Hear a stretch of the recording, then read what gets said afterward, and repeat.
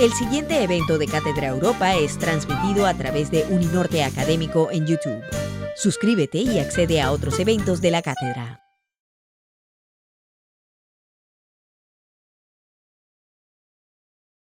Este panel que se ha titulado Construyendo la confianza de la audiencia desde el periodismo, panorama actual y buenas prácticas.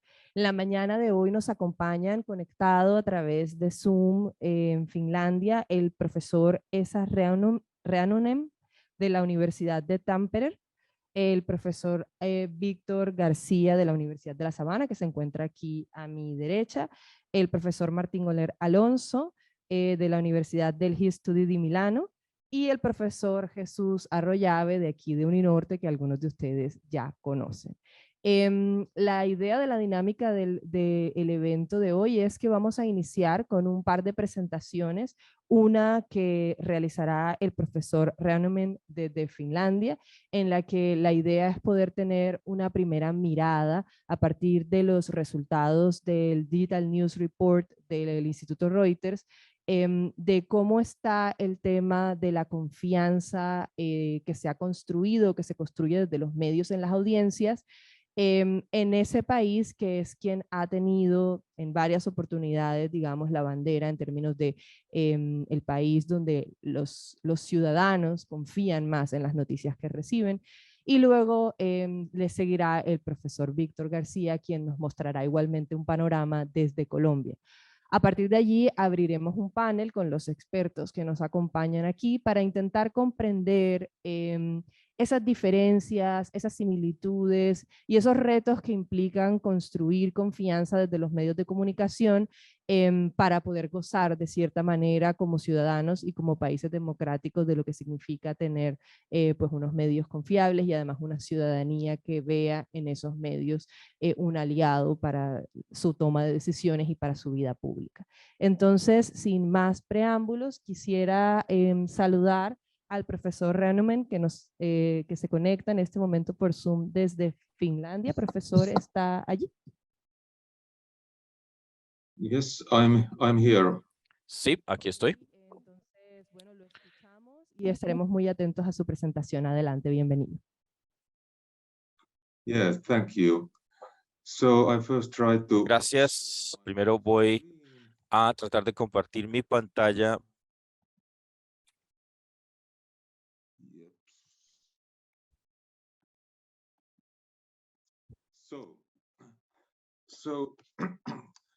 Muy Thank bien, you. entonces, muchas gracias por invitarme hoy a esta conferencia y este panel. Como ya se me presentó, soy Esa Reunenen de la Universidad de Tampere en Finlandia y también he participado en el proyecto de noticias digitales en el Instituto Reuters desde 2014.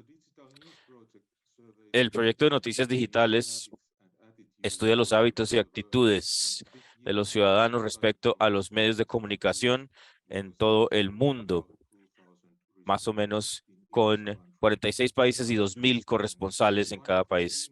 Uno de los temas de la encuesta ha sido la confianza en las noticias y cada año en Finlandia se ha tenido una gran cantidad de participación en estos medios confiables. Este año, el 69% de los encuestados finlandeses estaba de acuerdo con la afirmación: creo que se puede confiar en la mayoría de las noticias la mayor parte del tiempo. El 15% dijeron que no. Comparativamente en Colombia, el 36% estaban de acuerdo con la afirmación y el 37% en desacuerdo. Por supuesto, sería interesante saber qué explica las altas cifras de confianza en Finlandia.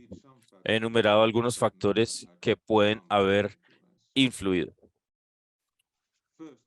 En primer lugar, yo diría que en Finlandia tenemos una especie de cultura general sobre la confianza. Esto significa que la sinceridad y la fiabilidad se valoran mucho. Es vergonzoso si uno promete algo y luego no lo cumple. Los valores protestantes de la honradez y el trabajo duro han sido tradicionalmente elementos importantes de la construcción de la nación finlandesa y de la imagen de sí misma.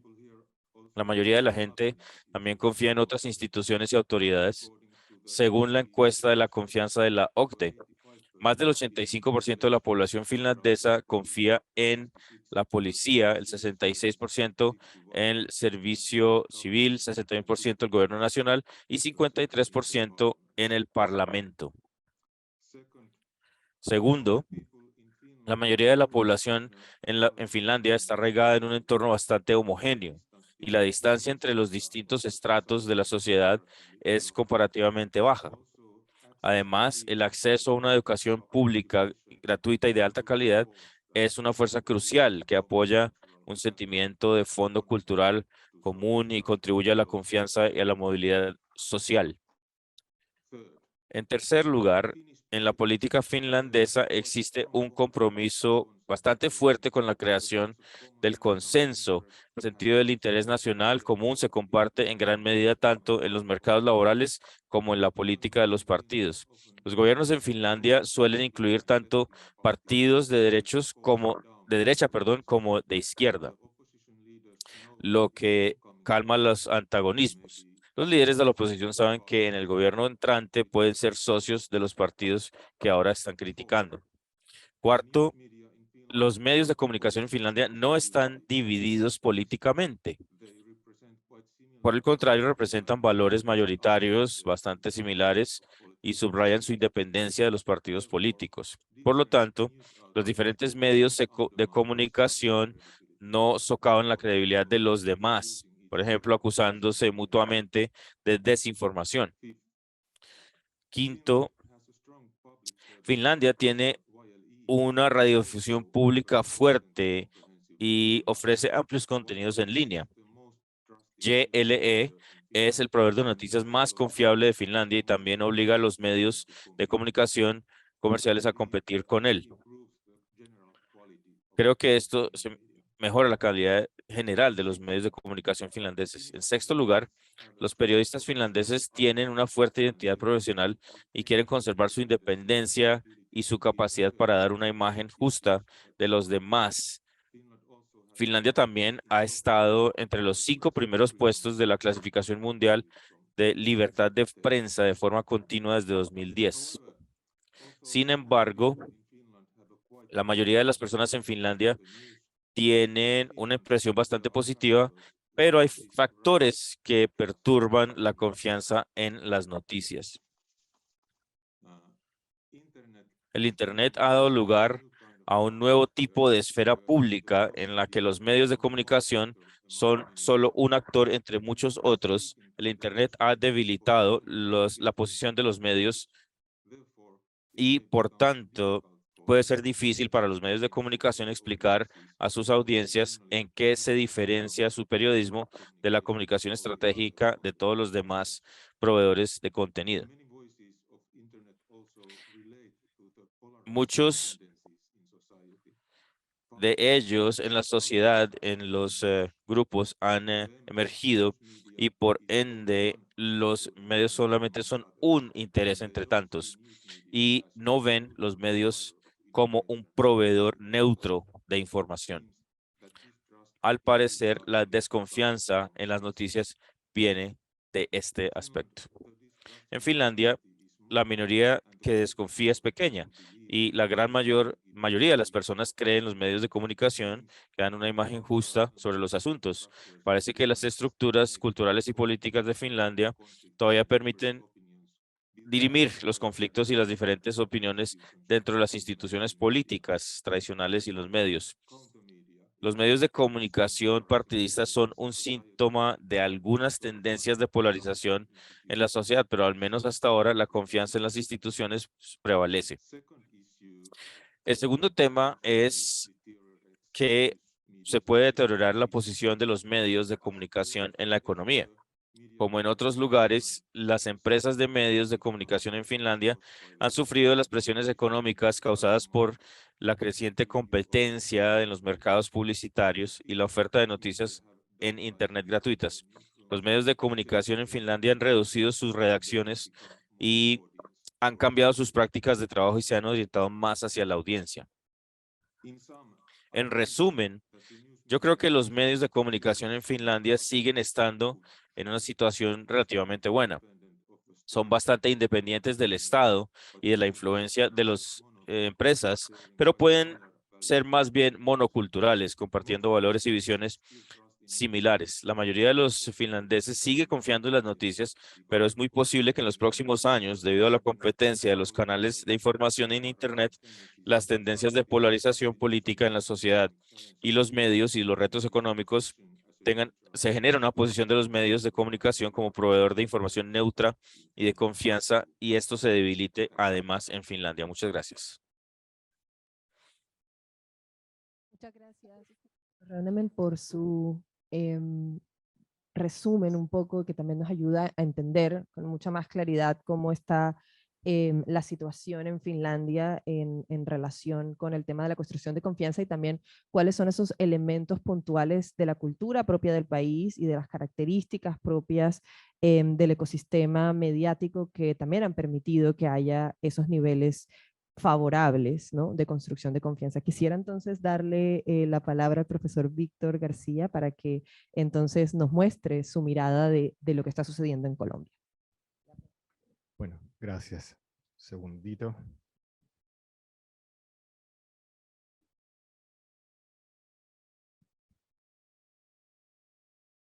Ok, bueno, muchas gracias a la Universidad del Norte, a todas las personas que me han invitado a este espacio tan importante de la Cátedra Europa. Yo quisiera compartir con ustedes algunas conclusiones del Digital News Report en Colombia, que por supuesto son muy distintas a las de Finlandia. Como mostraba el profesor Esa, tenemos un 37% de confianza en la medición de este año, de tal manera que pues es muy distinta a la situación de Finlandia. Pero bueno, si quieres... Bueno, un poco sobre el Digital News Reports. Más o menos se hacen 2027 encuestas. En Colombia tenemos, en términos generales, como una penetración más o menos del 75% de la Internet y 51 millones de habitantes. Vamos a hablar entonces de la confianza en las noticias en Colombia. ¿Cómo es la confianza de las noticias en Colombia? Si quieres, dale. Bueno, hay algunos factores económicos, políticos y sociales que distan mucho de la presentación del profesor Esa con respecto a la confianza en las noticias y en los medios en Colombia.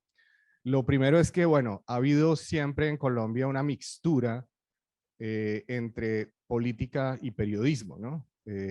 Bueno, algunos de los trabajos de Jesús y de la universidad muestran, por ejemplo, cómo los presidentes de Colombia han sido siempre o han estado formados, han sido editores o directores de periódicos, y la cercanía entre política y periodismo ha sido extremadamente estrecha en el contexto colombiano. También hay, a partir de los 80s principalmente, una fuerte conexión entre las élites económicas con distintos intereses de los medios de comunicación. Los medios de comunicación, pues, las empresas dueñas de los medios de comunicación tienen fuertes links con distintos sectores económicos de la sociedad. Hay una baja confianza en las instituciones del Estado, siempre representada a través de distintos aspectos que vemos, es decir, no solamente es baja confianza en el periodismo como institución, sino en las instituciones en general.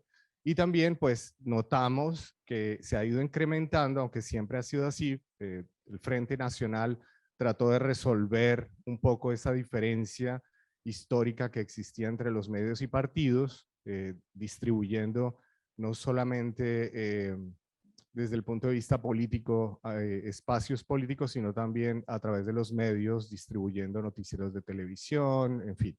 Pero notamos recientemente que ha habido un incremento en la polarización política, y eso pues está muy alineado en lo que está ocurriendo ahora en Estados Unidos, y vemos los resultados de confianza en Estados Unidos.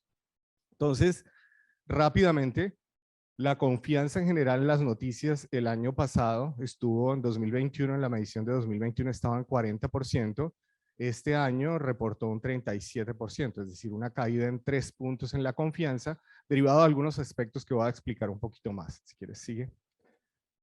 Ok, entonces, cuando hacemos la medición de cuál es la confianza que tiene la población en las noticias, vemos que en general las personas confían en un 37%.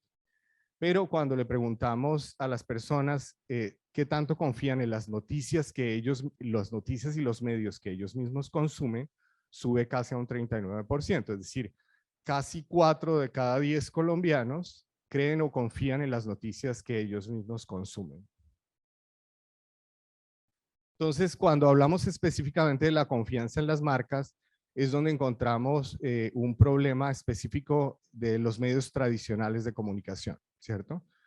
Si vemos cuánto confían las personas y la confianza y desconfianza que generan cada uno de los medios, pues vemos que los canales tradicionales de televisión, particularmente RCN Radio, RCN Televisión, tienen una confianza más bien baja, es decir, con respecto a los medios que consumen las personas, y una desconfianza un poco más alta, ¿cierto? Entonces ahí es donde notamos que con respecto al año anterior, la confianza en los medios tradicionales cayó por lo menos 10 puntos. Algunos medios como RCN, Caracol Televisión, El Tiempo, tuvieron una caída de 10 puntos porcentuales entre 2021 y 2022. Y vemos cómo algunos medios digitales se mantienen, aunque caen 1 o 2 puntos, por ejemplo, medios nativos digitales como La Silla Vacía o como por ejemplo Las Dos Orillas, caen pocos puntos porcentuales con respecto al año pasado, y notamos que hay una mayor confianza hacia algunos medios que podríamos llamar de alguna manera alternativos, como Noticentro 1, CMI y Señal Colombia, que son televisiones públicas o televisiones que no están atadas a los medios tradicionales. Entonces vemos esa tendencia, digamos, dentro de los medios. La caída de 10 puntos porcentuales entre el año pasado y este año se explica en parte por la pandemia. Las personas, cuando llegó la pandemia, buscaron información en medios tradicionales porque querían información confiable alrededor de la pandemia. Entonces se volcaron a los medios tradicionales. Pero una vez pasó un poco más la pandemia, entramos en 2022, que fue un año un poco más normal que 2021, a pesar de que las consecuencias de la pandemia las comenzamos a sentir en 2022 un poco más fuerte, vemos que hay una caída no solamente en el consumo, sino en la confianza hacia esos medios tradicionales. Y ya cuando nos comparamos en el contexto de América, del continente americano, vemos que estamos solamente a la par o por encima de Argentina y México, ¿cierto? De resto, pues el panorama es bastante desalentador con respecto a la confianza que generan los medios y las noticias en Colombia. Y bueno, si nos comparamos, por ejemplo, con Canadá, pues estamos bastante lejos. Y el único país con el que posiblemente pues podríamos compararnos es con Estados Unidos, pero como insisto, el problema en Estados Unidos con la polarización de los medios es demasiado importante y lleva, digamos, a niveles de incertidumbre increíbles con respecto a los medios de comunicación. Entonces, también, si quieres, sigue, hay digamos, una razón que me parece a mí una pregunta importante del Digital News Report con respecto a la razón social o al sentido social que deberían tener los medios de comunicación frente a la cobertura de información y frente a su responsabilidad con la sociedad. Cuando se le pregunta a las personas si cree que los medios en Colombia están libres de indebidas influencias políticas o indebidas influencias económicas, vemos que solamente un 17% de las personas creen que los medios están libres de influencias políticas y solamente un 18% cree que los medios están libres de indebidas influencias económicas. Entonces ustedes notan que las personas entienden a fondo que los medios tienen grandes intereses políticos y grandes intereses económicos que condicionan su responsabilidad social frente a la población, y eso obviamente desgasta la confianza. Así que Entonces, vemos entonces que hay una desconexión con las noticias en Colombia, ¿cierto? Una desconexión con las noticias en Colombia. Las personas cuando les preguntan por qué razón evade usted alguna vez las noticias de manera consciente, las personas, si uno suma los que evaden ocasionalmente o consistentemente, pues puede sumar hasta el 75% de las personas que evaden las noticias. Y cuando se les pregunta a las personas, bueno, usted si conscientemente en algún momento ha evadido las noticias, ¿por qué razón lo hace? Entonces las personas, algunas reportan, 5 de cada 10 reportan, bueno, estamos un poco cansados de la cobertura política de los medios y la cobertura del COVID. Algunas dicen, bueno, 38% dicen, son poco confiables las informaciones que circulan a través de los medios, y el 31% reporta algo que ha venido creciendo, que es el efecto negativo que tienen las noticias en la mente de las personas. Entonces esto hay que ponerle mucho cuidado porque obviamente hay un claro puente entre la razón por la cual las personas evaden las noticias y por qué las personas no confían en las noticias. Y finalmente, pues eso se traduce, la confianza se traduce en algo que en Finlandia están felices, porque en Finlandia pues la gente se suscribe a medios de comunicación, paga por sus medios de comunicación, respeta sus medios de comunicación.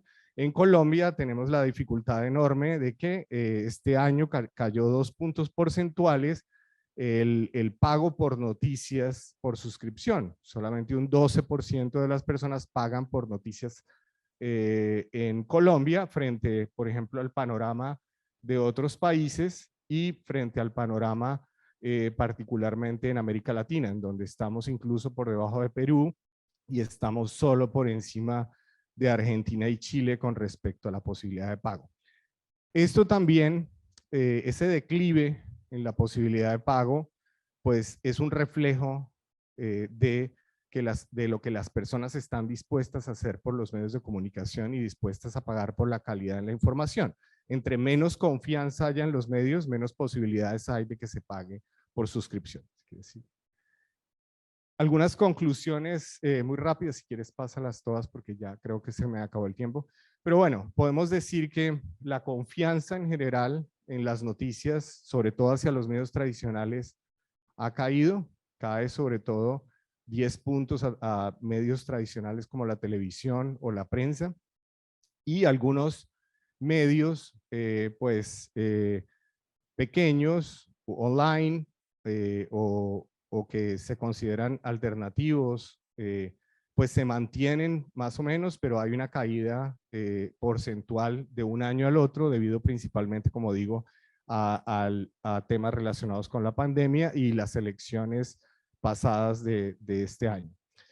Está más o menos estable el pago online, aunque hay una caída en puntos porcentuales que tiene mucho que ver con la confianza. Y hay un tema que no discutimos aquí, pero el consumo de noticias o el consumo de información a través de redes sociales es extremadamente alto en Colombia, y habría que analizar si existe una correlación entre el consumo de medios o el consumo de información a través de redes sociales, el hecho de que mucha desinformación circula en las redes y el hecho de que las personas comienzan a hacerse una idea de desconfianza en la información de lo que circula en las redes. Yo creo que lo dejo ahí porque mi tiempo ha expirado, pero muchísimas gracias por la invitación. Que estén muy bien. Gracias.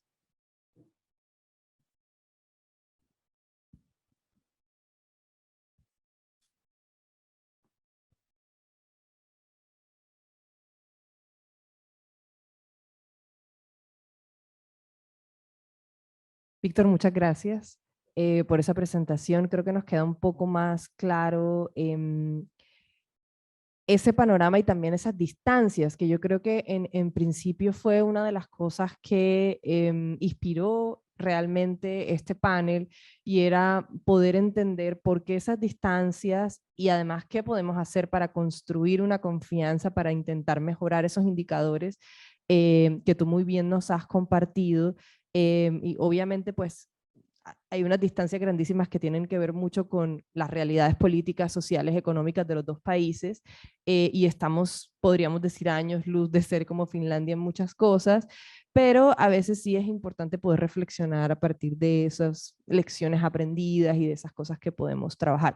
Y precisamente sobre eso es que queremos abrir este panel, y bueno, invito al profesor Esa a ver si se puede conectar una vez más para que entonces comencemos a conversar alrededor de estas comparaciones y de estas realidades que vamos viendo. Y mi primera pregunta para los cuatro sería un poco, pues ya hemos planteado y hemos comprendido cuáles son las diferencias en los índices de confianza,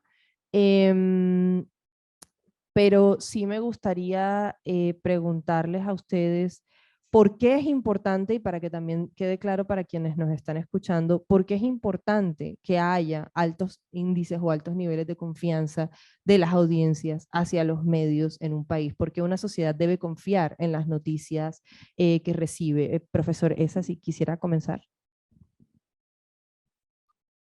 Yeah, of course, it's good. Sí, por supuesto, es bueno para la sociedad si tiene unos medios confiables, medios que se puedan, que sean de credibilidad, y por supuesto otras cosas que nivelan la confianza en la población. Entonces yo pienso que para los ciudadanos, adicionalmente a estar abiertos y confiar en las instituciones, también es importante ser críticos y pensar también por su propia cuenta y sus propios sentidos en lo que pueden confiar y lo que no. Entonces, el pensamiento crítico y la confianza deben ser muy importantes, pero para que la sociedad funcione bien, es muy importante que tengamos periodistas independientes que no sigan simplemente a los líderes políticos, porque esto genera posibilidades de que los periodistas puedan ser críticos y luego, obviamente, deteriora las posibilidades de que los ciudadanos confíen en los medios. Quisiera darle ahora la palabra al profesor Martín Oller, pues planteando también que sus investigaciones le han permitido revisar no solamente las realidades del periodismo en Latinoamérica, desde Ecuador, sino también en Europa y en otros países. Viéndolo desde una perspectiva más transnacional, ¿cuáles serían esas implicaciones de la construcción de la confianza desde los medios y también de la existencia de brechas tan grandes en niveles entre un país y otro?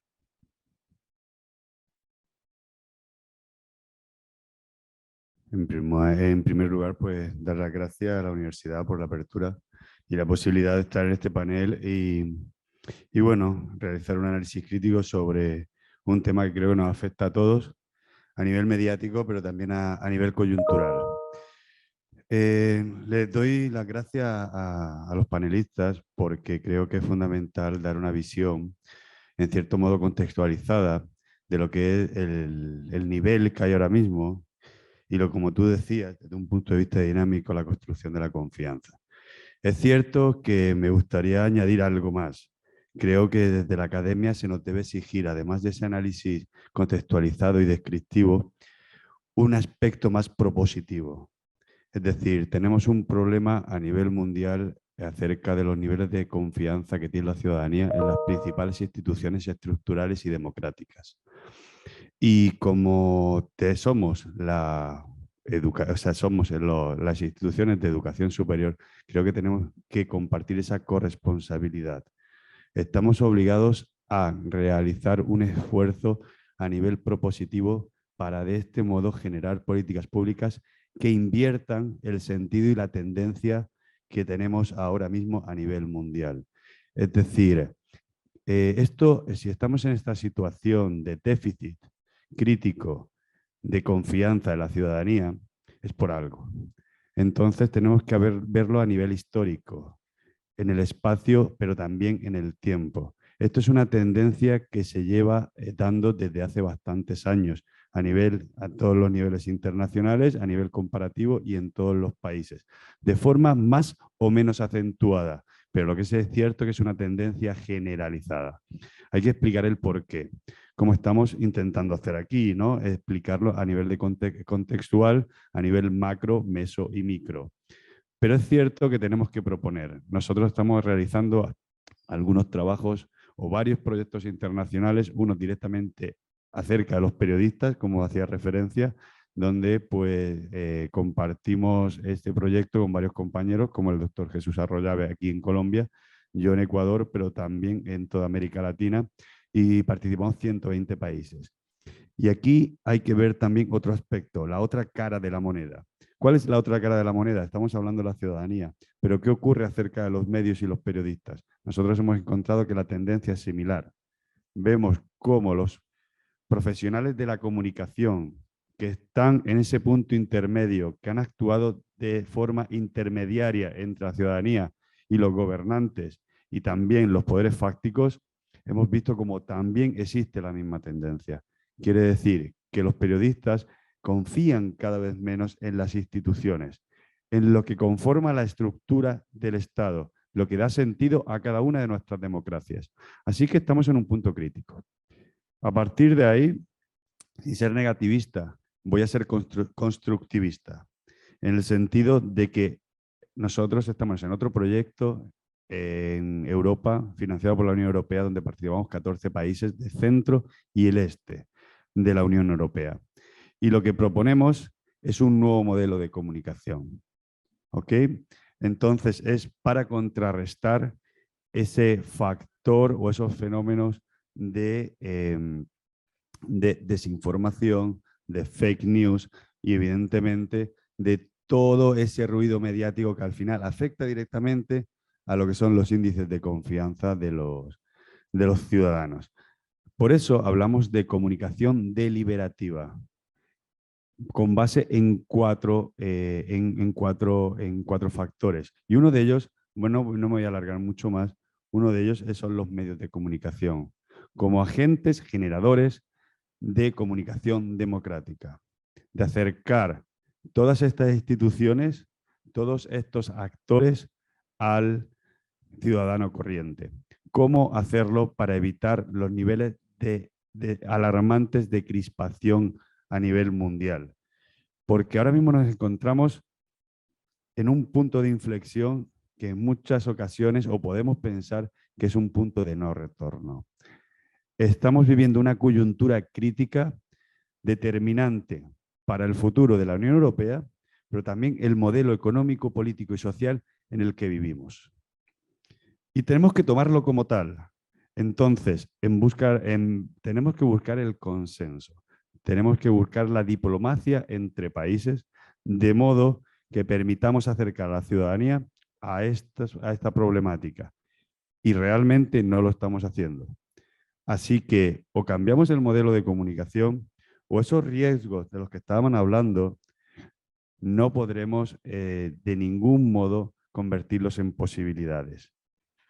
En ese sentido, lo dejo aquí, pero creo que lo más interesante sería seguir debatiendo. Gracias.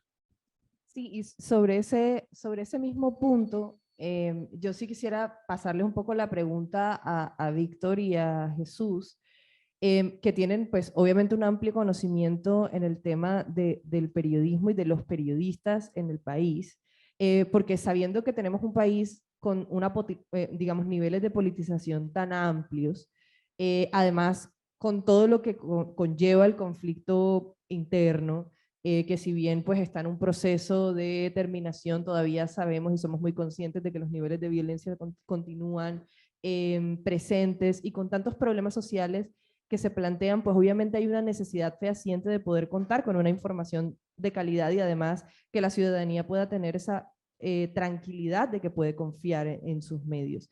¿Cómo ven ustedes esa propuesta que plantea Martín de un cambio desde dentro un poco hacia la manera en la que se genera contenido, pero también en eso, cómo podemos entender esos impactos que están teniendo estos bajos niveles de confianza en nuestras sociedades y también pues de alguna manera en esas decisiones políticas que nuestras sociedades están tomando, que nuestra sociedad está tomando? Jesús, no sé si quieres comenzar y luego... Sí, de acuerdo. Yo creo que Colombia, al ser un país tan complejo, tiene múltiples realidades, ¿verdad? Hay veces que hablamos desde la realidad del centro, de los grandes medios que cuentan con una nómina robusta, con una infraestructura económica muy grande y que, digamos que inclusive, como bien lo señaló Víctor, hay una cercanía a veces con el poder económico en donde los gobiernos pautan, no solamente los gobiernos municipales y departamentales, sino nacionales, en estos grandes medios, ¿verdad? Pero a veces cuando vamos a las realidades de las regiones, y yo recientemente hice un recorrido por muchas de las regiones de Colombia, Sucre, Bolívar, Córdoba, etcétera, uno observa que frente a ese periodismo idealista que a veces nos plantean cosas extraordinarias y la realidad del periodista de la región es que la única forma de ingreso que tiene muchas veces es la pauta del alcalde, la pauta del gobernador, la pauta de la empresa destacada, o sea, que tiene cierta prominencia económica en la región. Pero esa pauta está de alguna forma condicionada a un buen tratamiento informativo. Es decir, ningún alcalde, ningún gobernador, ningún secretario de gobierno de estas regiones pauta de una manera desinteresada. Entonces ya viene un proceso de condicionamiento. No puedo hablar mal de quien me está dando de comer. Y en un momento dado, yo como investigador cuestionaba eso. ¿Cómo es posible que vendas tu conciencia? ¿Cómo es posible? Pero cuando escucho personas decir, tengo 3 hijos, este es mi único modo de ingreso. Y si no hago esto, no sé hacer nada más. Entonces, esto es una cuestión de supervivencia. Yo puedo decir, no, no hago esto y sencillamente mis hijos no comen. Entonces, eso es lo que me refiero al otro periodismo. ¿Qué tanto conocemos de esas otras regiones de Colombia? Se dice que Colombia es un país silenciado en un casi 57%. La FLIP ha hecho una investigación que se llama Zonas del Silencio, en donde áreas como Vichada, Amazonas, o sea, buena parte de la mitad del país a nivel de metro cuadrado, de kilómetro cuadrado, no tienen medios propios sólidos de un cierto carácter importante, destacado. Entonces, prácticamente las noticias son las noticias que vienen del centro. Y cuando existe un medio regional o local, son los medios estos alternativos, que muchas veces han venido desapareciendo, porque, y eso ha sido algo que no se ha divulgado mucho. Fíjense que sistemáticamente desde el gobierno de Uribe, muchos de los medios, de las emisoras locales, de las emisoras comunitarias, se les fueron negadas su patente para seguir funcionando y fueron reemplazadas, ¿por qué? Por emisoras de la policía y por emisoras del ejército, que colocan música, que colocan cosas divertidas, pero que en mitad de eso muestran una parte de la realidad.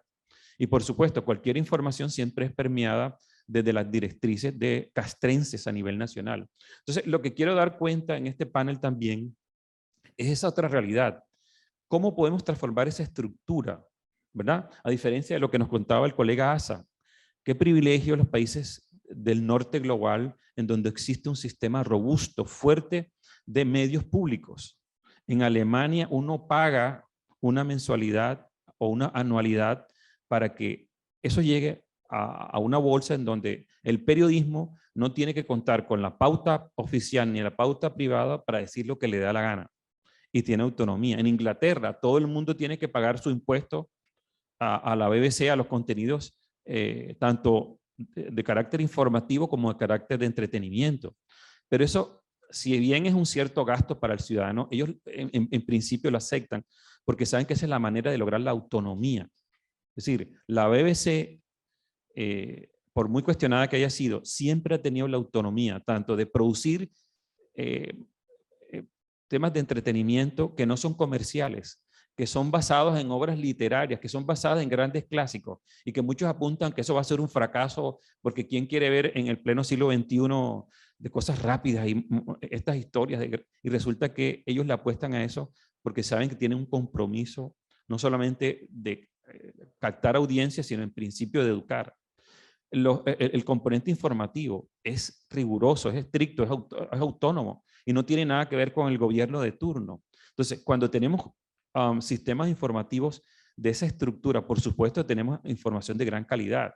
Aquí, que estamos comprometidos, o sea, aquí en el ejercicio en Barranquilla, si nosotros hiciéramos el análisis, ¿cuándo hemos escuchado una noticia mala del alcalde, de la ciudad? Pero ¿de qué manera eso está asociado a una de las más altas tasas de inversión en publicidad local? Es decir, eso es una investigación que está pendiente por hacerse. ¿De qué manera este sistema estructural, y estoy hablando del macro, está de alguna forma estructurado para que ciertas noticias sean ahogadas porque no convienen a intereses políticos o a intereses económicos? Entonces yo creo que por ahí, si empezamos por esa mirada macro general y empezamos a buscar formas de liberarnos de esas estructuras, creo que vamos a lograr la independencia y vamos a lograr ser ciudadanos bien informados. Sí. Bueno, con respecto a tu pregunta de la confianza en general, yo creo que un buen punto de inflexión para entender cómo funciona la confianza hacia los grandes medios tradicionales nacionales tuvo que ver con la pandemia de la COVID-19.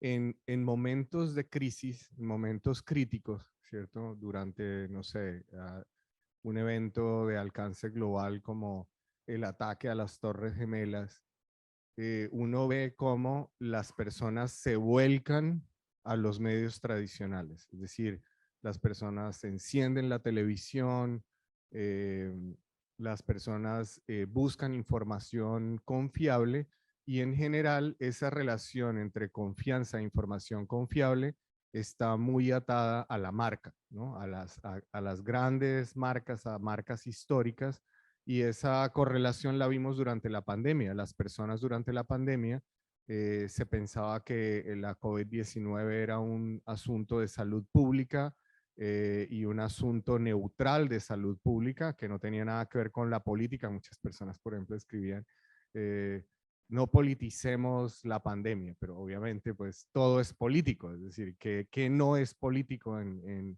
nuestra realidad. Por supuesto, una crisis como la COVID-19 es y tiene un componente estrictamente político. Entonces lo que vimos es que en momentos de crisis las personas se vuelcan, hay un mayor consumo de información tradicional y la posibilidad que tienen los medios de instaurarse como fuentes de información confiable. Y la pandemia, digamos, fue un punto de inflexión porque resulta que no sabíamos muchas cosas de la pandemia. Entonces la comunidad científica decía una cosa un día, al otro día tenía que echar para atrás esa medida.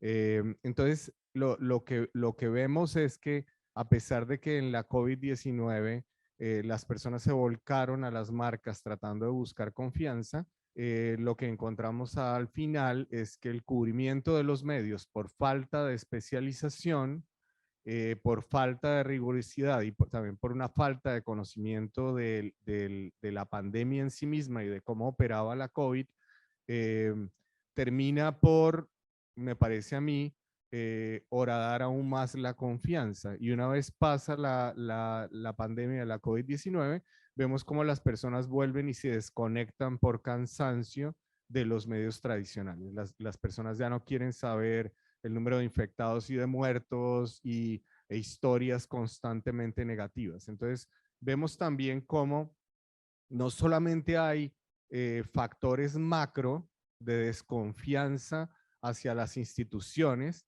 que en el fondo, como vemos, podrían contribuir a que una sociedad democrática vaya a la ruina o como vemos en algunos países de Europa, vaya hacia movimientos de guerra o hacia movimientos fascistas, ¿cierto? Que coartan aún más la libertad de información, sino que también vemos que la desconfianza parte de momentos coyunturales en donde los medios y la información no está a la altura de lo que las personas quieren encontrar en esos medios y en esa información. Y no está a la altura por distintos factores desde el punto de vista profesional y cultural que hacen que esa información no tenga el valor que las personas buscan, ¿cierto? No tenga la relevancia informativa que las personas buscan.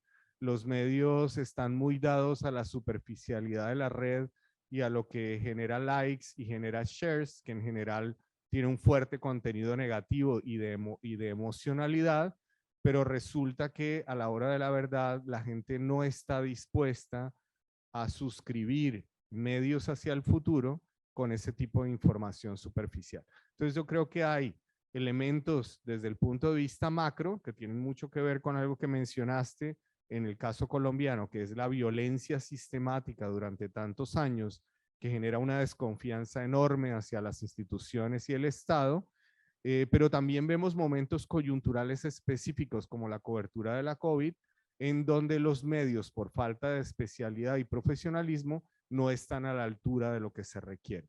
Entonces creo que son distintos factores que es importante analizar, como mencionan desde la academia. Hubo un elemento que tanto Víctor como el doctor Esa mencionaron en su intervención en relación con todo este proceso de lo que está sucediendo con la disminución de los niveles de confianza de las audiencias hasta hacia la prensa, que tiene que ver con todo lo relacionado con las narrativas digitales y las plataformas digitales. En algún momento el profesor Esa decía, bueno, la intervención del Internet de alguna manera ha debilitado ese papel de gatekeeper o como de barrera un poco del acceso a la información que tenían los medios tradicionalmente. Víctor también mencionaba un poco como el papel de las redes sociales, sobre todo en un país como Colombia, donde hay parece haber un alto consumo de noticias y de información a través de estos canales. ¿Cómo creen ustedes o cuál creen ustedes que ha sido el papel que de alguna manera tanto las plataformas digitales como las redes sociales han tenido en la construcción o el debilitamiento de la confianza de los medios de comunicación, teniendo en cuenta también no solo lo que ha sucedido con las fake news y todos estos procesos de desinformación, sino con la posibilidad de la creación de nuevos medios independientes digitales, más pequeños, más comunitarios, que de pronto también comienzan a jalonar sus propias audiencias y sus propios contenidos? Profesor Esa, no sé si quisiera comenzar. Yes, I really think that those Sí, platforms and yo pienso que esas plataformas y sus posibilidades son un gran cambio en el juego. Y los medios tradicionales de noticias tienen el poder de hacer esa agenda y la gente sabe, se da cuenta que la información que tienen de esas noticias es bastante homogénea y por lo menos en Finlandia encuentran algo diferente de otros sitios en internet. De pronto, esta información, pero sí es una narrativa distinta. Ese es el punto. Y el COVID era uno de los ejemplos, por lo menos en Finlandia, que donde los medios estaban trabajando juntos con expertos y doctores y demás. Y es importante que todos estén allí sincronizados. Entonces hay sitios que negaban esto, que el corona no es tanto el tema de la vacuna, sino es más la reacción. Entonces, son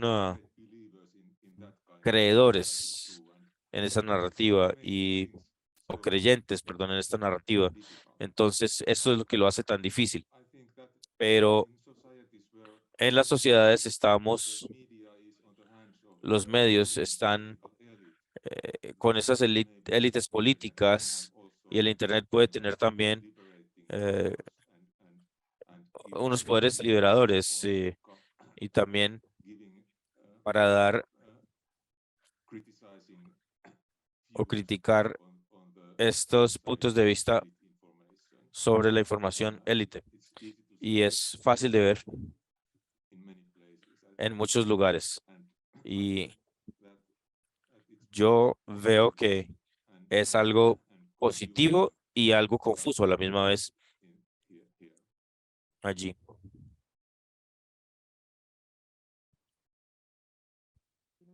Martín. Thank you, Martin.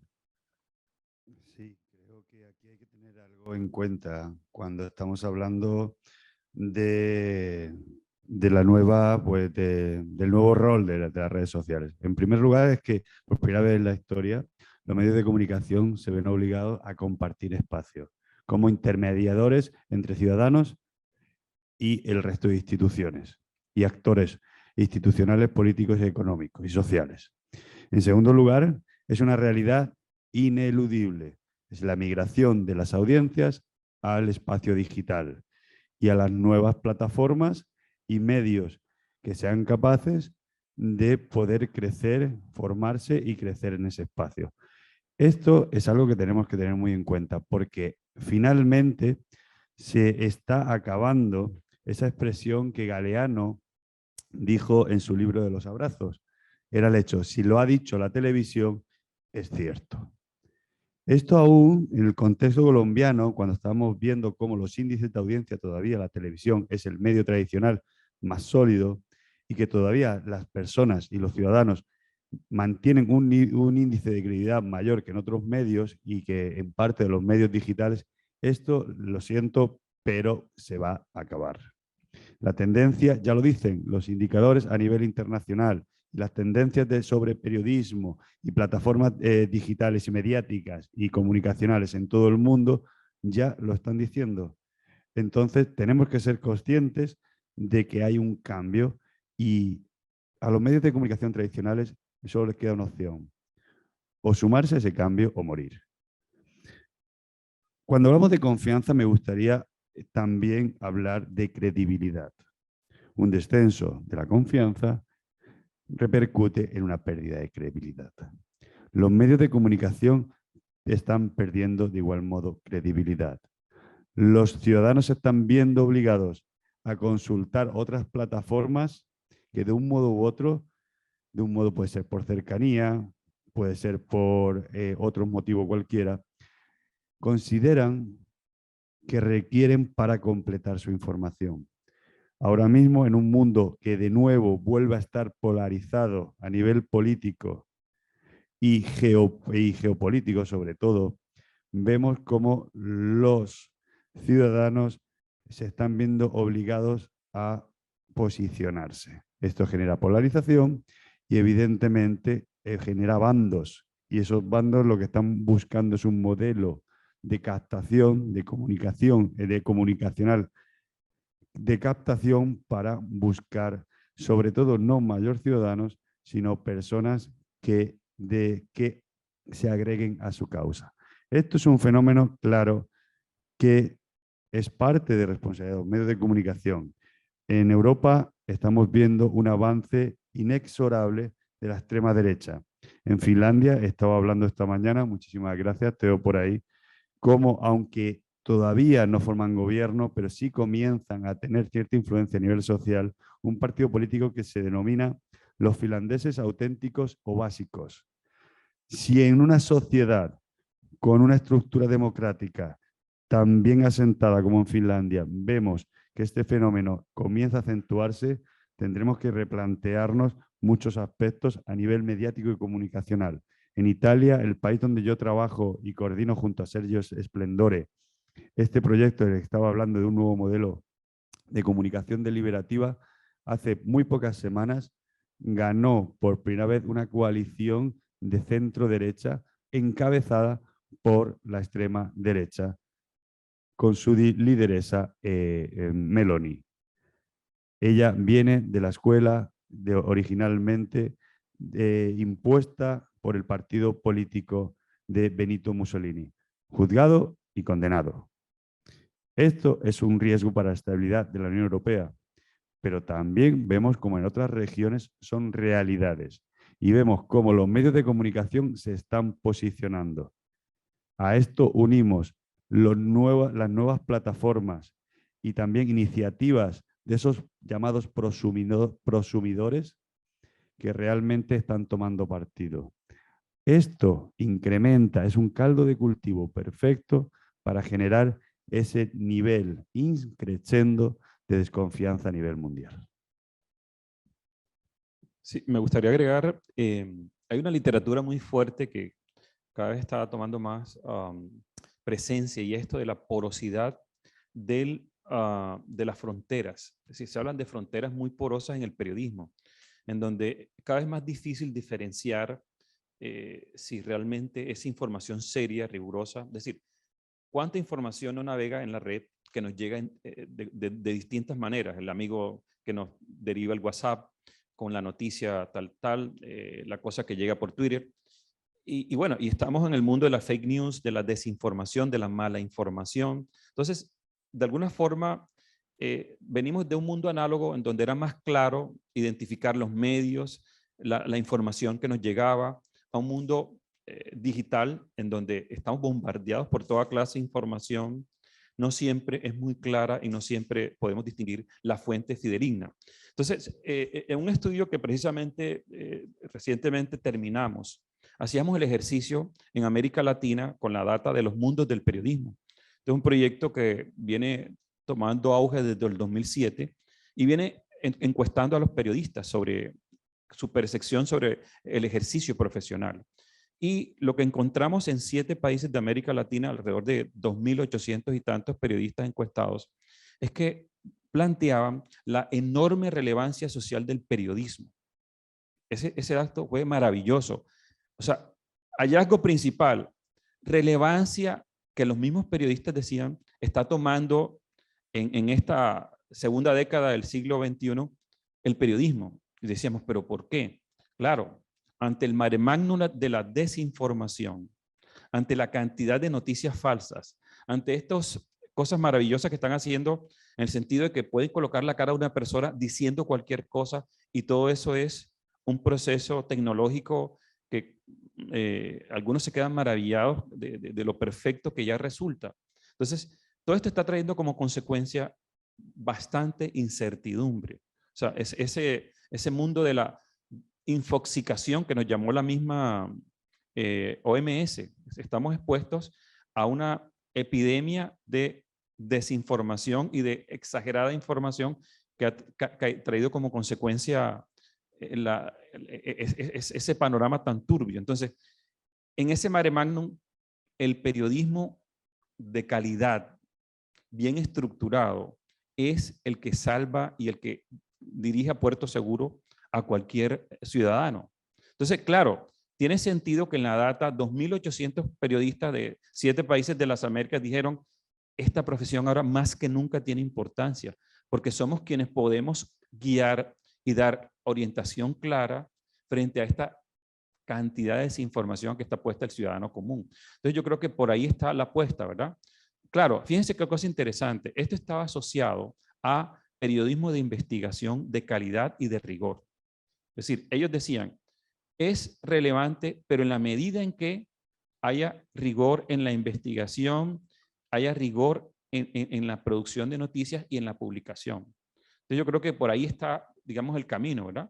Y estamos dándonos cuenta de cantidades de medios digitales que están haciendo unos trabajos de mucha calidad, de mucho nivel y que no tienen ningún, digamos que, condicionante por el sector privado, por el sector público. Y gracias a ser un canal independiente digital, es decir, no necesitan esa infraestructura y esa cantidad de dinero para mantener una rotativa, una gran cantidad de sala de prensa y periodistas vinculados, y pueden darse el lujo de hacer un periodismo independiente. Entonces, yo creo que es una apuesta interesante que hay que seguir mirando, y aquí emergieron varios espacios de esta naturaleza que están ganando credibilidad y que están haciendo apuestas muy interesantes por informarnos de una manera veraz y creíble en el contexto colombiano?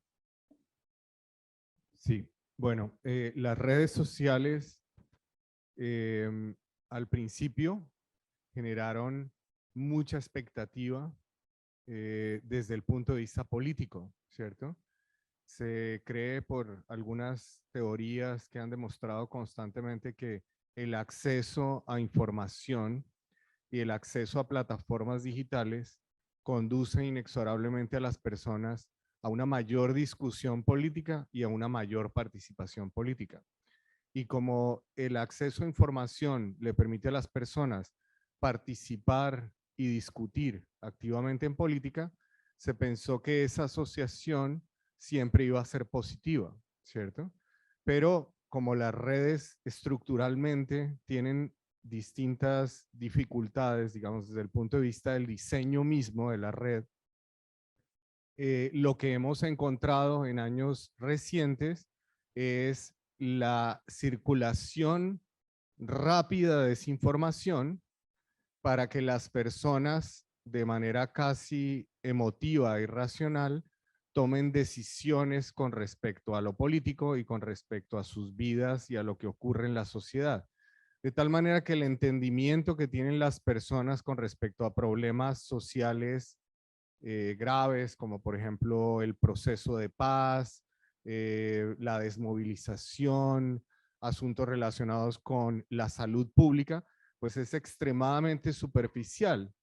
Y existe una cosa que se llama el sesgo cognitivo, que es que las personas tienden a compartir información o estar expuestas a información que está acorde con sus creencias y sus actitudes y pensamientos con respecto a la vida. Entonces, cuando alguien comparte a través de una red, por ejemplo, o a través de un chat como WhatsApp, una información que, aunque uno sabe que es como extraña, corrobora lo que uno cree con respecto a la política o a la vida o a la religión, pues uno lo comparte rápidamente porque cree inmediatamente y tiene un sesgo cognitivo con respecto a esa información. Entonces, lo que ha ocurrido con las redes es que no solamente ha acelerado la transmisión de desinformación, algo que ha existido siempre en la sociedad, sino que ha contribuido a que la información tenga una superficialidad y un sesgo cognitivo que corrobora rápidamente los pensamientos de las personas o los miedos de las personas y hacen que esa información se transmita rápidamente a través de la red. Y la red tiene esa estructura, las redes sociales han creado esa estructura que facilitan la emotividad y la resonancia de este tipo de informaciones porque permite que crezca la red. Y lo más importante para las redes es crecer, es no decrecer. Cuando una red decrece, pues va perdiendo. Cuando una red se amplía, pues va en aumento. Entonces, en el caso particular de Colombia hay dos factores importantes.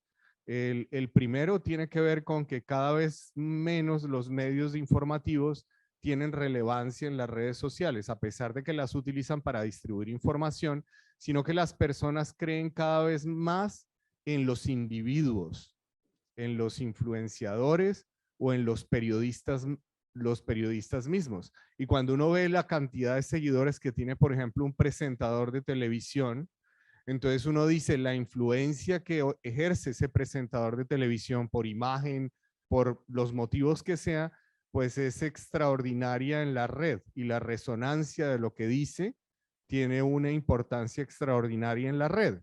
¿Significa que es más importante lo que dice el presentador que lo que podría eventualmente el medio tradicional informar? No, pero la tendencia en la red es a personalizar, es a generar emotividad, es a generar superficialidad y a compartir contenidos que están de acuerdo con el sesgo cognitivo de las personas, y eso no contribuye, desde mi perspectiva, al entendimiento, a la pluralidad, a la democracia.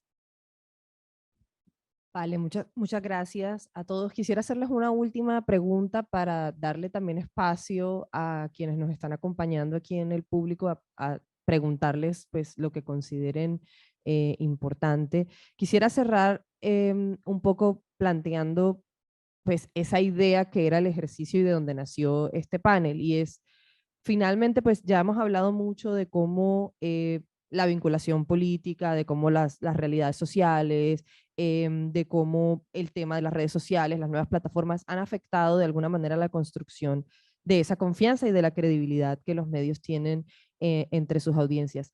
¿Cómo ustedes creen que podemos construir, que podemos mejorar esos índices? ¿Qué podemos aprender de países como Finlandia o como otros países que tienen de pronto mejores indicadores? Pero también, ¿qué podemos empezar a fortalecer desde nuestras propias identidades para lograr que las audiencias en Colombia confíen un poco más en la prensa, que podamos tener mayor credibilidad desde los medios y que tengamos entonces de alguna manera unas noticias y unos medios de comunicación con mayor calidad? Profesor Esa, si quiere comenzar. Yes, I don't know Sí, Colombian situation. no conozco a fondo la situación colombiana, pero aparte de lo que he escuchado hoy, pero pienso que los medios, los periodistas y la sociedad en general están muy conectados de cerca. En la sociedad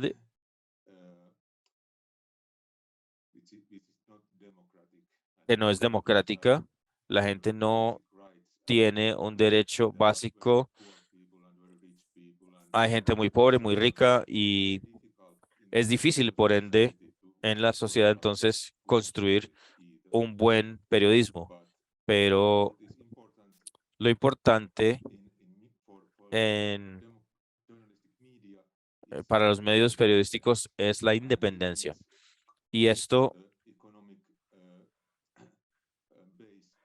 tiene una base económica. Y significa que los periodistas no deben tener miedo de la violencia ni nada que los lleve hacia esto. Entonces la gente puede confiar que los periodistas piensan libremente y tratan de explicar las cosas a su manera, muy importante. Y eso no está sucediendo. No tenemos estos medios, entonces yo comenzaría desde crear condiciones para los medios para operar o diferentes, incluso una salida de medios y no todo el sistema de los medios del país que tiene periodistas independientes con las cosas como se piensa que son. Entonces, esto es bastante idealista como pensamiento, pero es difícil de ver cualquier otra solución para esto. Martín, ya nos adelantaste algunas propuestas de construcción, pero ¿qué otras alternativas, caminos ves que podemos comenzar a implementar, sobre todo, digamos, frente a estudiantes de comunicación que pueden llegar a ser periodistas en el futuro? ¿Cómo construir entonces esa confianza y esa credibilidad? A ver, yo voy a plantear el modelo en el que estamos trabajando 14 países a partir del proyecto Media del COM y lo que les comentaba de fortalecer ese modelo de comunicación deliberativa sobre 4 ejes. En primer lugar, tenemos que trabajar sobre el periodismo. Tenemos que fortalecer el profesionalismo, el nivel de profesionalismo y de profesionalización del periodismo. En segundo lugar, tenemos que establecer una equidad y una pluralidad en el mercado mediático. En tercer lugar, establecer unos modelos que controlen los productores de contenidos. ¿Quién son periodistas? ¿Quiénes son? Y entender esa hibridación que se está produciendo. Eso desde un punto de vista desde el periodismo y mediático como tal. En segundo lugar, tenemos que establecer una legislación que proteja la integridad de los medios y los periodistas, pero también de los ciudadanos. Tenemos que entender que el periodismo de calidad queda anclado a los códigos éticos profesionales. Tenemos que fortalecer esa educación desde las instituciones de educación superior para que se pueda entender que sin esos códigos deontológicos no se puede llegar al denominado periodismo de calidad. No se trata de recursos económicos, sino de códigos que fortalezcan la profesión. En ese sentido, en tercer lugar, hay un trabajo muy arduo que hacer en todo el área de alfabetización mediática. Ya no es una discusión el nivel de alfabetización de lectoescritura entre las poblaciones de América Latina, en la gran parte de los países, o Europa, otras regiones, aunque hay matices, claro está. Pero sí hay un problema de alfabetización mediática, y no entre la ciudadanía, y esto lo podríamos ver entre los distintos estratos sociales, sino entre los profesionales de los medios de comunicación. Y esto hay que solucionarlo, porque si no sabemos trabajar con las herramientas que se nos ofrecen, difícilmente podremos conectar, sobre todo con las nuevas generaciones que interactúan de forma cotidiana en ese denominado metaverso. Metaverso no es nada más que la ruptura entre el mundo digital y físico. Canclini dijo algo así como: estamos en un mundo figital, en inglés, figital, ¿ok? Y tenemos un problema y tenemos que solucionarlo. Y finalmente, tenemos que conocer los patrones de uso mediático. Es decir, cómo emplean los medios de comunicación las distintas generaciones y los distintos estratos sociales. Es cómo interactúa la ciudadanía con estos medios de comunicación, estas plataformas y estas redes sociales. Hasta que no conozcamos y estudiemos, porque todavía desde la investigación estamos en mantillas, en muchos contextos, y en América Latina es eso, hasta que no entendamos la forma de entender y de interactuar de los ciudadanos con los medios de comunicación, seguiremos decreciendo en nuestra capacidad de influencia y, por supuesto, de credibilidad. Sí, de acuerdo. Yo creo que una de las ideas que definitivamente todos compartimos aquí en el panel es esto de fortalecer la alfabetización mediática, pero no solamente de estudiantes, ¿verdad? De alguna manera van a estar expuestos 8 o 9 semestres, 4 o 5 años a una cantidad de reflexión crítica en torno a los medios. Pero ¿qué pasa con el ciudadano común y corriente, el ciudadano de a pie? ¿De acuerdo? Que muchas veces en la estructura que hoy existe, uno abre la página del Tiempo digital y no tiene la capacidad de diferenciar qué es una noticia a un publireportaje. Y resulta que varias empresas de toda naturaleza se promocionan y no es claro para un lector común que no es que sea una noticia que se está generando en torno a esta empresa o a esta institución, sino que ellos están pagando para posicionar una imagen o cualquier aspecto que quieren dar a conocer. Entonces, ¿de qué forma trascendemos el aspecto universitario y damos ese ejercicio de reflexión crítica, de deconstrucción crítica de los contenidos mediáticos? Ahí está la apuesta, pero para ese ciudadano común, ¿verdad? Para que tenga, digamos, esas herramientas. De alguna manera ya existen las herramientas. Víctor nos mostraba ahora que de los medios con menor credibilidad en Colombia son Revista Semana, el canal RCN, RSN Radio, y todos sabemos que las posturas que han asumido estos medios con respecto a la realidad política nacional es una postura centralmente viciada, totalmente equilibrada y casi siempre privilegiando los intereses económicos de los dueños. Pero ahí está reflejado. Es decir, esa postura ha sido claramente identificada por muchas personas y por eso su nivel de credibilidad está por el suelo. Algunos decían que no solamente RCN en sus noticias, inclusive en su producción de entretenimiento, ha caído de una manera estrepitosa. Y algunos dicen que está enlazado precisamente a ese manejo informativo tan manipulativo. ¿verdad?, que por mucho tiempo ejercieron inclusive durante todo lo que significó la cobertura de los diálogos de paz en La Habana. Es decir, la manera como informó RCN ha sido cuestionada en múltiples formas, pero nunca hubo un cambio, nunca hubo una reestructuración desde esa perspectiva. Entonces, como para complementar la idea y cerrar, sí, educar, dar herramientas para el pensamiento y la deconstrucción crítica de los contenidos mediáticos, pero también, si no podemos cambiar la estructura de medios, el sistema como existe actualmente, ¿cómo podemos crear instituciones sólidas que exijan a estos medios que cuestionen y que inclusive que exista una política pública para de alguna forma evitar esos excesos? Fíjense que muchos de los titulares de la revista Semana eran apuestas decididas a una posición con respecto a una ideología. O sea, eso no era noticia, era una manipulación deliberada de la información. Pero, ¿qué institución en Colombia? Inclusive estoy hablando de asociaciones de facultades de comunicación, estoy hablando de asociaciones de periodismo. De pronto hizo un cuestionamiento serio.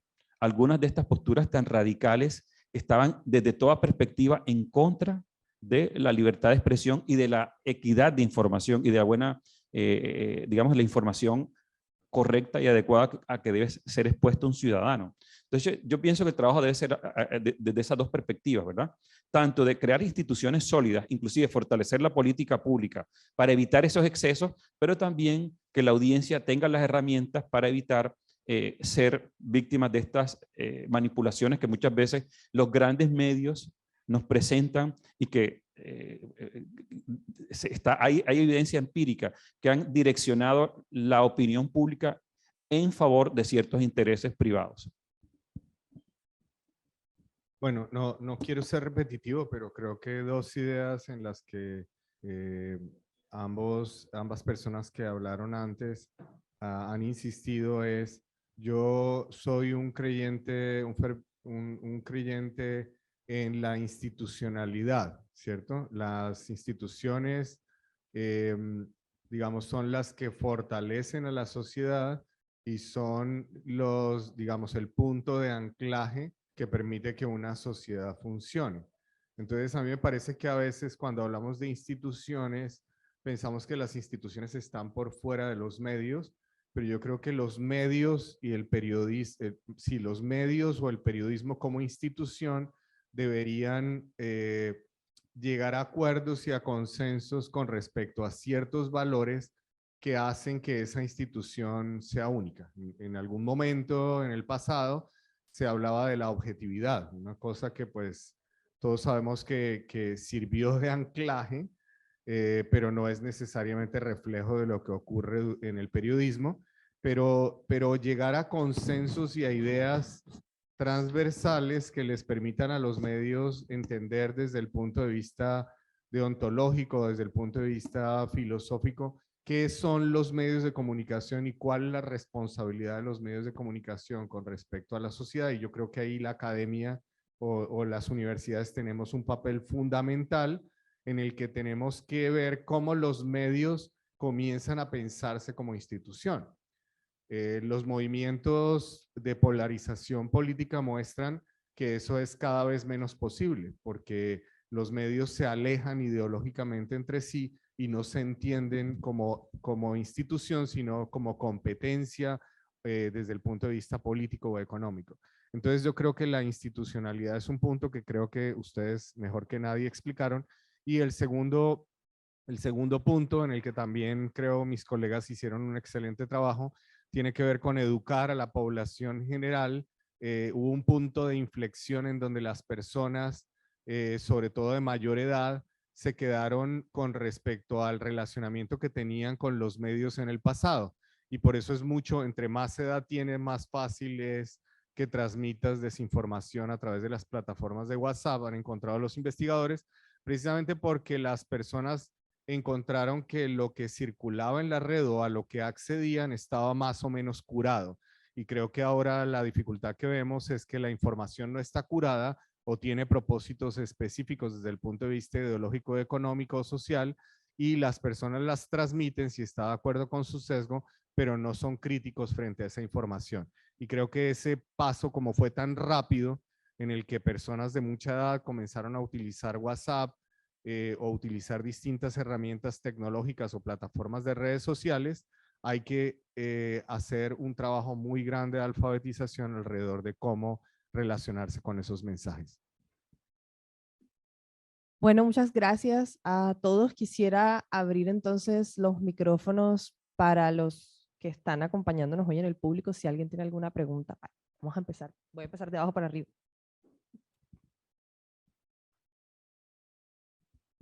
Bueno, agradecer por esta charla tan amena. La verdad, muchísimas cosas para destacar, pero bueno, una de ellas en especial, el silencio periodístico que estamos viviendo en las regiones. Justamente hace un mes larguito hablábamos con la profesora y estamos realizando una investigación del silencio periodístico en Barranquilla y en algunas otras zonas de la costa. Y vemos también la importancia de ese periodismo independiente, pero otra de las cosas que descubrí esta semana en un cubrimiento que estaba haciendo en las aguas de un plantón es el tema de la falta de fortalecimiento también del periodismo en las regiones. Uno siempre se enfoca en los grandes medios, pero esta gente que está intentando desarrollar un periodismo independiente no cuenta ni con los recursos, pero tampoco con las políticas públicas que garanticen su seguridad. Antes de vacaciones entrevistaba a Katia Ospino y una de las cosas a las que se ha tenido que enfrentar en el ejercicio de su periodismo independiente es a persecuciones, amenazas. Entonces hay una falta de garantías y muchas veces los periodistas no se atreven a hablar lo que está pasando por temor a las represalias que se puedan tomar. Entonces me llamó mucho la atención lo que el señor Víctor mencionaba acerca de un nuevo modelo de comunicación, porque es necesario hacer un cambio y quisiera que él nos compartiera como esos puntos específicos de lo que plantea, porque no quise comentar tanto como para no extenderse, pero sí quedé como con la inquietud de qué es lo que está planteando la Unión Europea, cuáles son esos puntos esenciales. Ahí, Martín. No hay un problema. No. A ver, lo que no quería es extenderme en exceso. Lo que sí es cierto que hablabas varios aspectos que son fundamentales y que son extrapolables al contexto latinoamericano. Uno de ellos es un cambio de legislación que apoye esas nuevas iniciativas. Un fortalecimiento del modelo público de medios de comunicación, pero también local y ciudadano. Ahí entran los medios comunitarios. Las dificultades también dentro de un mercado tan competitivo es cómo sostener esos medios comunitarios y esos grupos invisibilizados. Porque cuando hablas de silencios, al fin y al cabo estás hablando de agendas. Es qué relación entre agendas hay aquí en Colombia para que se den esas circunstancias. Y cuando me refiero a agendas, me refiero a la agenda mediática, agenda política y agenda social, pero también agenda económica. Entonces, esos factores, cuando interactúan entre ellos, al final producen esos silencios. Y esa instrumentalización de la información, de la comunicación y también, por ende, de los medios de comunicación. Esto es un fenómeno que está aconteciendo cada vez más dentro de un contexto de crisis global. En Europa, aquí hay un error cuando se generaliza. Tenemos que tener mucho cuidado cuando hablamos de América Latina como un todo homogéneo, al igual que ocurre con Europa.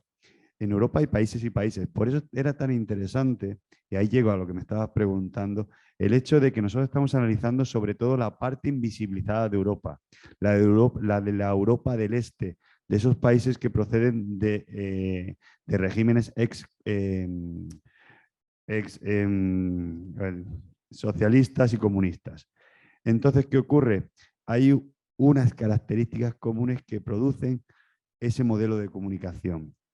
Entonces, cuando encontramos que las extremas, ya sea derecha o izquierda, toman cada vez más presencia en el discurso social, en la opinión pública, vemos como hay una crisis clara de sistema, incluso de modelo de civilizatorio y de civilización como tal. Aunque parezca muy grandilocuente, no voy a entrar más ahí. Pero lo que sí es cierto es que estos países están encontrando problemas serios de estabilidad política. La guerra es una consecuencia de de un modelo geopolítico y comunicacional que dejó de funcionar. Entonces, ¿qué corresponsabilidad tienen los medios de comunicación? ¿Qué corresponsabilidad tenemos los que investigamos esos modelos de comunicación y que buscamos la estabilidad política? Pues mucha o toda, porque para eso estamos aquí. Entonces, ese modelo que busca el consenso es fundamental. Tenemos que tener claro que esta democracia participativa en muchos casos es deficiente. Por lo tanto, hasta que no emigremos hacia esos modelos más participativos, más hacia esos modelos identificados con la democracia directa y esa comunicación deliberativa que incentivan la participación ciudadana en estas estructuras, seguiremos en esta línea decreciente y descivilizatoria, y discúlpenme el palabra, en el que estamos inmersos. Así que, terminando tu respuesta, el periodismo como tal está obligado a profesionalizarse en varios aspectos fundamentales. Uno de ellos es legislativo, proteger a los profesionales. Uno de ellos es ético, fortalecer los códigos deontológicos. No se prohíbe, se educa. Y eso es fundamental. Y uno de ellos, directamente, es un cambio de modelo mediático e informativo que fortalezca los medios públicos y la pluralidad de opiniones. Podría seguir mucho, pero me iba a alargar. Pero gracias por la pregunta. Muchas gracias por la exposición a todos los conferencistas. Me llama la atención la estadística que ponía el doctor Víctor sobre la afectación de los medios de comunicación en la salud mental.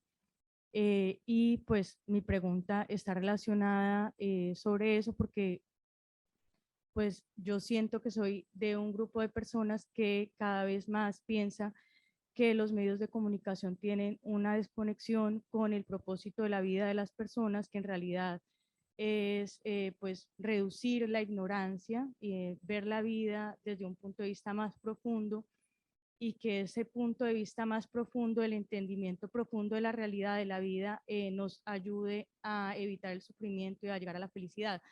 Veo que cada vez más están los medios de comunicación, o no sé si alguna vez lo estuvieron, alejados de ese propósito de la vida. Entonces, para mí, aumentan el sufrimiento de las personas, aumentan el estrés, aumentan los problemas de salud mental. Entonces, si hablamos de la institucionalización de los medios de comunicación, buscaría yo cuál es ese propósito de esa institución, medios de comunicación, que debería estar al servicio del ser humano, del propósito de la vida, como las instituciones de acceso a la justicia están al servicio del ser humano. Entonces, ¿cuál sería ese propósito?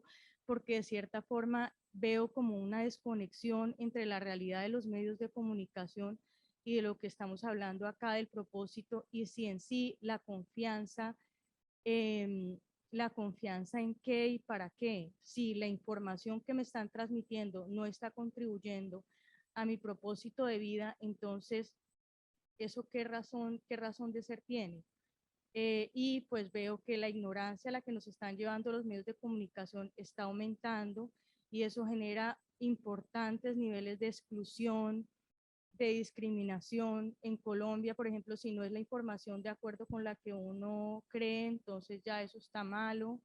En contra de los homosexuales, en contra de las poblaciones vulnerables, chistes racistas. Entonces, pareciera como que cada vez más la información nos está llevando a la exclusión, y eso nos está alejando de esa función que debería hacer, ¿no? Entonces, perdón por esta pregunta, y es sobre todo relacionado con ese tema de cómo los medios de comunicación están causando problemas en la salud mental y conllevando más bien al sufrimiento y alejándose de ese propósito de razón social que deberían tener las instituciones, medios de comunicación. Gracias.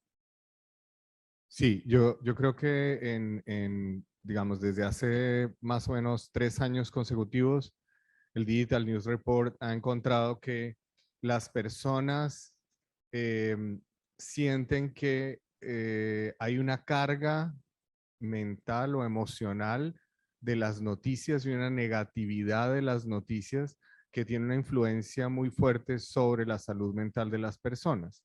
Entonces, eso ha llevado a reflexionar con respecto a algo, por ejemplo, en inglés se dice, if it bleeds, it leads. Significa, si la noticia sangra, si la información tiene sangre, pues conduce a que tenga mayor rating, ¿cierto? Pero lo que ha encontrado el Digital News Report, y me parece importante, es que las personas sienten cuando la información sistemáticamente habla de cosas negativas sobre las que las personas no tienen ningún control, ni pueden hacer absolutamente nada para aliviar el dolor de otras personas o por lo menos tratar de paliar ese mal en la sociedad. Las personas reciben esa carga emocional y comienzan a sentir que esa negatividad afecta su salud mental. Entonces hay personas que dicen, no, yo me alejo de las informaciones porque me genera como ansiedad, me genera como desazón. Entonces es muy importante que los medios entiendan que hay que generar nuevos formatos, ¿sí? La información, la guerra, pues no puedes hablar siempre de la guerra de una manera positiva porque la guerra es brutal en sí misma, ¿cierto? Pero hay formas de reportear la guerra o formas de reportear el conflicto que permiten que las personas entiendan el contexto y que vayan más allá simplemente del conteo, por ejemplo, de muertos o el conteo de destrucción. Entonces, es muy importante que los medios entiendan que hay que contar las historias de una manera distinta para darle a las personas la posibilidad de entender. Y yo creo que cuando la información es extremadamente superficial y solamente violenta en sí misma, eso no conduce, desde mi perspectiva, a que las personas entiendan el contexto y puedan, digamos, contribuir desde su quehacer a resolver esos problemas que nos aquejan socialmente. Me gustaría complementar algo rápidamente que me evocó ahora que escuchaba tu pregunta. Bueno, de una parte está lo que se llamó la fatiga del COVID, que también aquí lo reflejó el estudio de la Reuters. De qué manera esa sobreabundancia de información en muchos aspectos negativos, o sea, lo que el doctor García planteaba ahora, cómo eso nos lleva a esa fatiga, a ese rechazar, y por eso el 75% de personas que en Colombia evaden las noticias, muchas veces relacionadas con eso. Recientemente hicimos un trabajo sobre la ideación suicida y el contenido noticioso, y se encontró una correlación a cómo muchas de las personas que estaban expuestas a contenidos constantes de carácter negativo relacionado con no solo con el COVID, sino con muchas otras cosas que gravitaban en torno a eso, era mayor de la ideación suicida. Es decir, se encontró una correlación positiva. Es decir, corroborando un poco esto que se está planteando, que se requiere otra mirada, otra forma de enfocar. Fíjense que cuando hablamos de cobertura de paz, cobertura de guerra, una de las grandes cuestionamientos que se le hace a la cobertura de paz es que no vende. Obviamente es un cuestionamiento absurdo, ¿verdad? Pero es que una noticia de paz no genera los ingredientes que tiene la espectacularidad de una acción de guerra, que la toma, que el cilindro bomba, que la explosión. Entonces, esto para efectos de la dramaticidad de la noticia es mucho más vistosa. En cambio, un hecho de paz como un diálogo, un avance menor, sienten que no ocupa un espacio muy importante en los contenidos informativos. Entonces, hasta tanto no se cambie esa estructura mental, ¿verdad? Y no se deje otras miradas para reportar las cosas, o sea, vamos a seguir teniendo ese 75% de personas evadiendo las noticias por precisamente evitar una carga psicológica mayor, diría yo. Bueno, ya tenemos que ir cerrando. Dale, tranquilo. Vale. Y te voy a dejar una pregunta última, pero súper breve, por favor. Sí, es que el tema, lo que ella se refiere, es algo que realmente tenemos que tratar en profundidad. El aspecto de la salud mental está directamente relacionada con otro aspecto, que es la salud democrática. Es decir, hay un problema en la sociedad, hay una acumulación de crisis que se ha convertido en perenne. Esa perennidad de crisis está llevando a la situación en la que tenemos. Una sociedad que está teniendo serios problemas de salud. y que afecta a su vida diaria. Entonces, esto tenemos que analizarlo desde el punto de vista del estrés. El trauma que está determinando la forma de entender el presente y el futuro de los ciudadanos. Porque hay unos riesgos que no estamos sabiendo atajar. Y encima se están fortaleciendo en vez de intentar convertirlos en oportunidades. Por eso, cuando se les critica a las nuevas generaciones de los centenias, de los Z, etcétera, etcétera, acerca de su forma de entender el mundo, es normal, hay un cambio de esa perspectiva utópica a distópica. Y eso está directamente relacionado con la salud mental. Y nosotros, desde los medios de comunicación y de las instituciones de educación superior, estamos obligados a generar formatos que se adecúen a las circunstancias, que es lo que estabas hablando. Y dentro de esos formatos, generar narrativas, nuevas narrativas y contranarrativas que rebatan los discursos que atacan directamente a la integridad y a la salud de las personas. Tu pregunta rapidita, por favor. Muy buenos días, muchas gracias por escuchar mi pregunta. Bueno, hablando específicamente de Colombia, ¿cómo se podría implementar ese nuevo modelo de comunicación teniendo en cuenta la situación del país en cuanto a la economía y el modelo actual de Colombia, en donde la mayoría de los periodistas o los medios son financiados por alguien con algún con algún tipo de interés?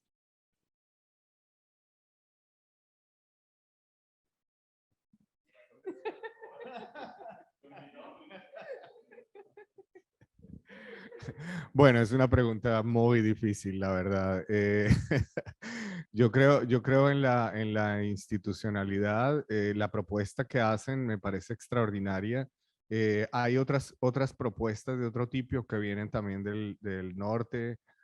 Algunos insisten mucho en periodismos distintos, periodismos de soluciones, periodismos que, como ha mencionado Martín, sean protegidos desde el punto de vista legislativo y económico, con nuevos modelos que permitan realmente la pluralidad y la participación política. Yo en Colombia veo que ese debate es difícil, pero hay que darlo, ¿cierto? Hay que darlo para darle mayor espacio a medios independientes que investiguen, que ofrezcan información complementaria, a medios comunitarios que protejan los intereses de ciertas comunidades. Pero sin duda es una pregunta extremadamente difícil porque venimos permeados por un contexto de violencia que hace que el periodismo sea particularmente distinto, y como mencionas, cada vez más vemos que los grupos económicos tienen su medio de comunicación, y muchas veces tienen su medio de comunicación no como modelo de negocio, sino como modelo de influencia para beneficiar sus propios intereses y modelos económicos. Entonces, es una pregunta difícil en el contexto colombiano. Creo que no tengo la respuesta, pero parte de la respuesta es algo de lo que ha mencionado Martín. Diría muy rápido que nosotros como ciudadanos debemos comprometernos a apoyar a esos medios independientes. Hay buenas apuestas, es decir, sabemos lo que está haciendo Cambio, los Danieles en su momento, todo lo que han hecho, ¿cierto? Volcánicas. Exacto. Entonces, ¿de qué forma podíamos, en la medida que podamos, económicamente, financieramente, es decir, suscribirnos, apoyar, para efectos de que ese periodismo independiente, con voz propia, que se atreve que cuestiona, que no es complaciente, logra cada vez tener mayor presencia a nivel nacional y se consolida como una posibilidad importante en el contexto del panorama informativo del país? Yo voy a ser muy esquemático. Te voy a hacer un modelo tridimensional de un cubo, en el que vamos a jugar con 4 pilares: la educación, los medios, la generación de políticas, más allá del partidismo en el que estamos hablando. No confundamos, por disculpar este inciso, no podemos confundir política con partidismo. Esto es fundamental. Entonces, educación, medios de comunicación, donde se incluye el periodismo, política y ciudadanos. ¿Y por qué es tridimensional?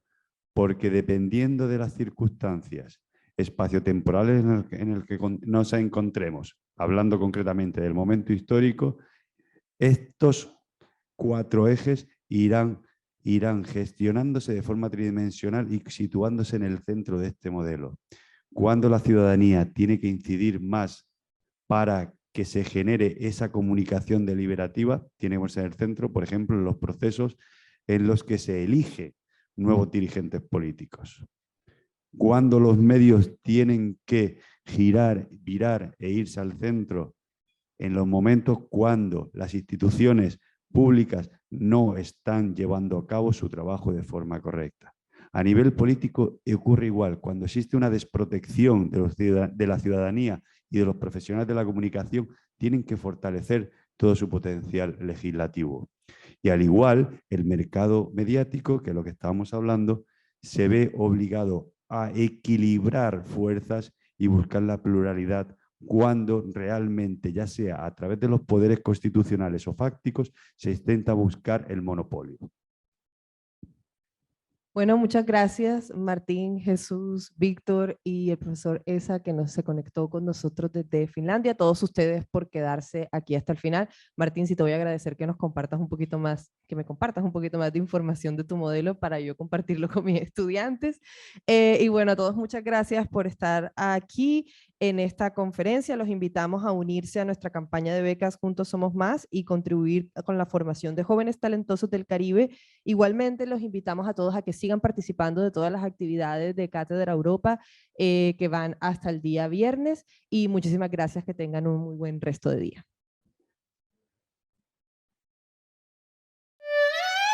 El anterior fue un evento de Cátedra Europa. Suscríbete a Uninorte Académico en YouTube y accede a otros contenidos de la cátedra cuando quieras.